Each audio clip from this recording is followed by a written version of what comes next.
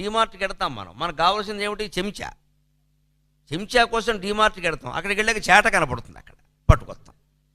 ఇవన్నీ లేనే లేవు మన ఇంట్లో, ఇన్ని అవసరమా? అక్కడ ఏవో తిరుగుతుంటే వాడు సొమ్మేం పోయింది, ఒక 100 పెడతాడు, 100 ఏమిటి 1000 1,00,000 పెడతాడు.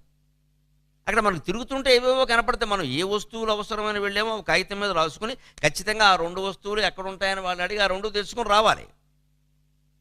అంతేగాని అలా తిరిగామనుకో మొత్తం దుర్యోధనుడు మైసభలో తిరిగినట్టే, ఇంకా జారిపడడం ఖాయం, నవ్వడం ఖాయం. ఆ వస్తువు లేదు, మనం వెంటనే బయటకు వచ్చారు. నాకు మొన్న ఏదో ఒక వస్తువు అవసరమైంది, అది ఎక్కడ దొరకల. ఐ షేడ్స్ అని ఇస్తారు విమానాల్లో, కళ్ళకు గంతల్లో పెడతారు, లైటింగ్ ఉన్నా కూడా మనం నిద్రపోవచ్చు హాయిగా. అవి నేను ప్రయాణాల్లో వాడుతూ ఉంటాను. ఈ మధ్యన విదేశీ ప్రయాణాలు తగ్గించా, అందుకని ఐ షేడ్స్ ఎవడో ఇవ్వలేదు, లేకపోతే వాడు ఫ్రీగా ఇస్తాడు. అవి ఎక్కడ దొరుకుతాయంటే డీమార్ట్లో ఉంటాయని ఎవడో చెప్పాడు. నేను వెళ్ళాను డీమార్ట్కి. నేను సరిగ్గా లోపలికి వెళ్ళి ఇటువంటివి ఏమైనా నీకు దొరుకుతాయని అడిగాను. వాడు అక్కడ ఉంటే ఉండొచ్చండి చూడండి